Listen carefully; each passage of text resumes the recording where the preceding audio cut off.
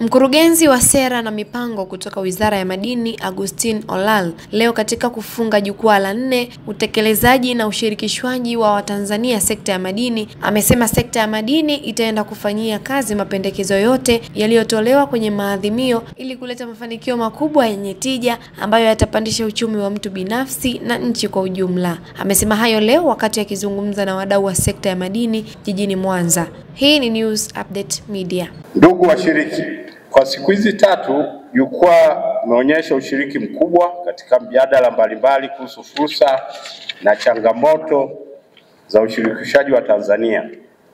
Nina imani kuwa majadiliano haya yameongeza uelewa na sina shaka yataleta mabadiliko chanya kwa wamiliki wa leseni, watoa huduma na wasambazaji wa bidhaa migodini.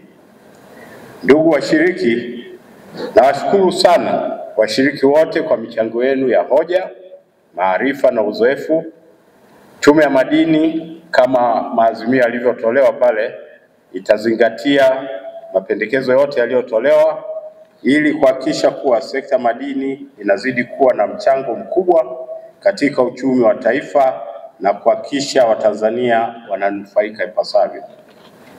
Ndugu washiriki, kwenye presentation mbalimbali meona na jana pia katika hotuba ya Mheshimiwa Waziri ambapo aliweza kuelezea mafanikio mbalimbali ambayo yamepatikana katika sekta ya madini, ikiwemo mojawapo wa kuongeza mchango wetu katika pato la taifa kwa mwaka 2024, lakini pia kuongeza ukusanyaji wa maduhuli ambao tunamwomba Mwenyezi Mungu itakapofikia Julai 30 tutavuka lile lengo la trilioni 1 tulilowekewa.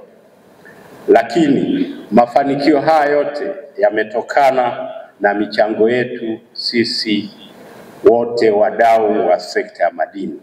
Kwa hiyo nachukua fursa hii kuwataka wadau wote wa sekta ya madini tuweze kujipongeza kwa haya mafanikio makubwa ambayo yamepatikana, na zaidi tuzidi kuongeza juhudi ili sekta iweze kusonga mbele zaidi. Pia ndugu washiriki, ili swala la ushirikishwaji wa Tanzania katika sekta ya madini, na tumesema kauli mbiu kwamba itasaidia katika kuchochea uchumi, ni kweli kabisa, ni kitu kikubwa. Pamoja na kwamba serikali tunapata yale maduhuli kutoka kwenye kampuni na nini, wanalipa royalties na vitu vingine, na pia tunaweza kuchangia kwenye pato la taifa, lakini huu ushirikishaji wa Tanzania katika sekta ya madini ina manufaa makubwa sana.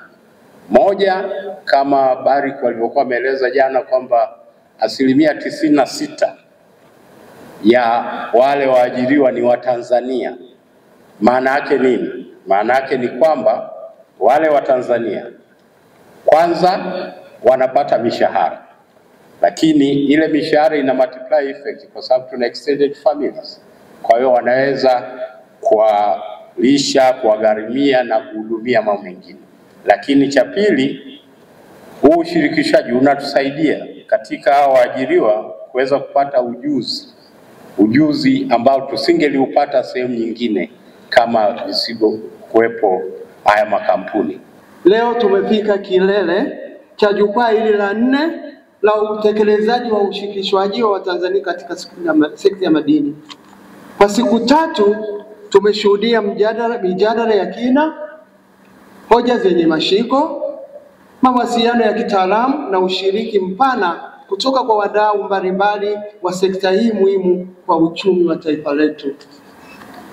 Mheshimiwa mgeni rasmi, kwangu mimi binafsi ni mara yangu ya kwanza kushiriki kwenye jukwaa la aina hii. Nimekuwa msikilizaji, nimekuwa mwanafunzi kwa kipindi chote ili niweze kujifunza na kuongeza uelewa wa dhana ya local content kwa Watanzania. Hakika zilikuwa siku 3, lakini kwangu mimi jinsi mambo yalivyokuwa mazuri, yalivyokuwa yakiongelewa, nimeona ni muda mfupi sana.